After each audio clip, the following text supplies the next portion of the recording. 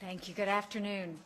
I want to thank Secretary Pompeo for his friendship and his partnership and his leadership as we move forward on these issues. 1 year ago, I traveled to the United Nations Human Rights Council in Geneva.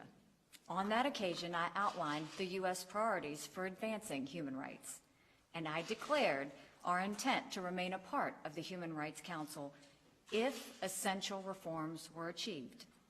These reforms were needed in order to make the Council a serious advocate for human rights. For too long, the Human Rights Council has been a protector of human rights abusers and a cesspool of political bias. Regrettably, it is now clear that our call for reform was not heeded. Human rights abusers continue to serve on and be elected to the Council. The world's most inhumane regimes continue to escape scrutiny, and the Council continues politicizing and scapegoating of countries with positive human rights records in an attempt to distract from the abusers in their ranks. Therefore, as we said we would do a year ago, if we did not see any progress, the United States is officially withdrawing from the UN Human Rights Council. In doing so, I want to make it crystal clear that this step is not a retreat from human rights commitments. On the contrary, we take this step because our commitment does not allow us to remain a part of a hypocritical and self-serving organization that makes a mockery of human rights. We did not make this decision lightly. When this administration began 17 months ago, we were well aware of the enormous flaws in the Human Rights Council.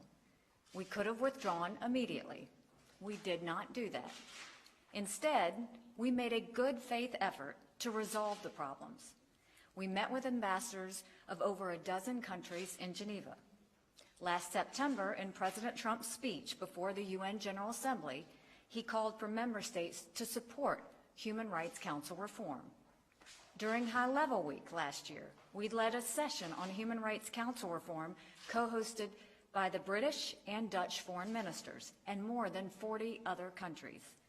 Our efforts continued all through this year in New York, where my team met with more than 125 member states and circulated draft texts. Almost every country we met with agrees with us, in principle and behind closed doors, that the Human Rights Council needs major, dramatic, systemic changes. Yet no other country has had the courage to join our fight. Meanwhile, the situation on the Council has gotten worse, not better. One of our central goals was to prevent the world's worst human rights abusers from gaining Human Rights Council membership. What happened? In the past year, the Democratic Republic of Congo was elected as a member. The DRC is widely known to have one of the worst human rights records in the world. Even as it was being elected to membership in the Human Rights Council, mass graves continued to be discovered in the Congo. Another of our goals was to stop the Council from protecting the world's worst human rights abusers. What happened? The Council would not even have a meeting on the human rights conditions in Venezuela. Why? Because Venezuela is a member of the Human Rights Council, as is Cuba, as is China. Similarly, the Council failed to respond in December and January when the Iranian regime killed and arrested hundreds of citizens simply for expressing their views. When a so-called Human Rights Council cannot bring itself to address the massive abuses in Venezuela and Iran, and it welcomes the Democratic Republic of Congo as a new member, the Council ceases to be worthy of its name. Such a council, in fact, damages the cause of human rights. And then, of course, there is the matter of the chronic bias against Israel. Last year, the United States made it clear that we would not accept the continued existence of Agenda Item 7, which singles out Israel in a way that no other country is singled out. Earlier this year, as it has in previous years, the Human Rights Council passed 5 resolutions against Israel, more than the number passed against North Korea, Iran, and Syria combined. This disproportionate focus and unending hostility towards Israel is clear proof that the Council is motivated by political bias, not by human rights. For all these reasons, the United States spent the past year engaged in a sincere effort to reform the Human Rights Council.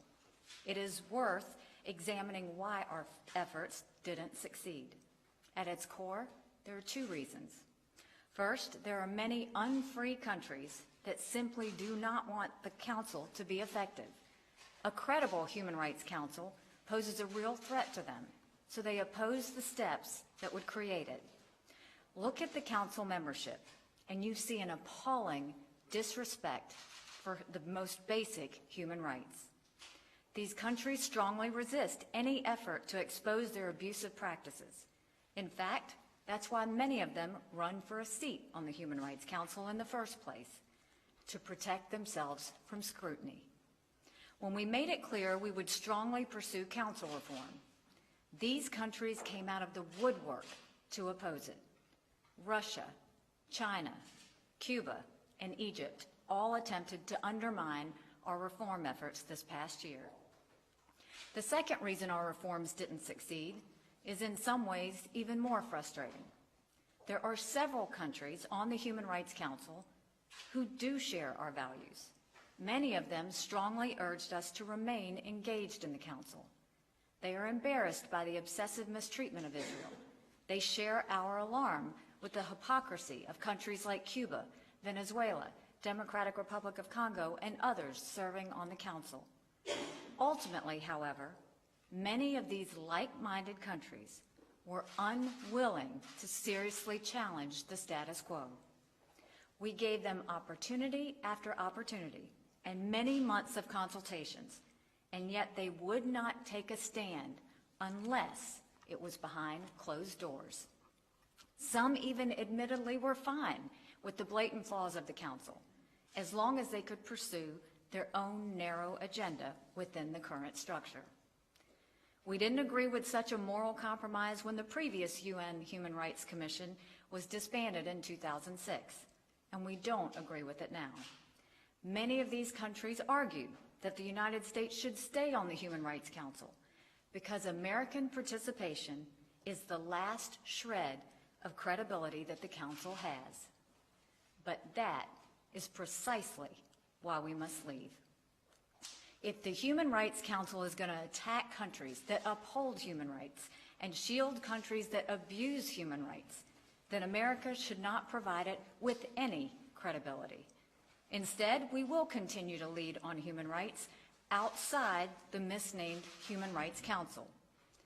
Last year, during the United States presidency of the Security Council, we initiated the first ever Security Council session dedicated to the connection between human rights and peace and security. Despite protests and prohibitions, we did organize an event on Venezuela outside the Human Rights Council chambers in Geneva. And this past January, we did have a Security Council session on Iranian human rights in New York. I have traveled to UN refugee and internally displaced persons camps in Ethiopia, Congo, Turkey, and Jordan, and met with the victims of atrocities in those troubled regions. We have used America's voice and vote to defend human rights at the UN every day, and we will continue to do so. Even as we end our membership in the Human Rights Council, we will keep trying to strengthen the entire framework of the UN engagement on human rights issues, and we will continue to strongly advocate for reform of the Human Rights Council.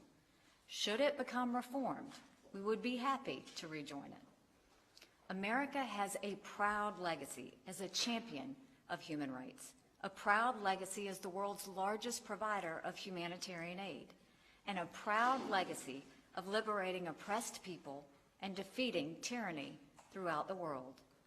While we do not seek to impose the American system on anyone else, we do support the rights of all people to have freedoms bestowed on them by their Creator. That is why we are withdrawing from the UN Human Rights Council, an organization that is not worthy of its name. Thank you.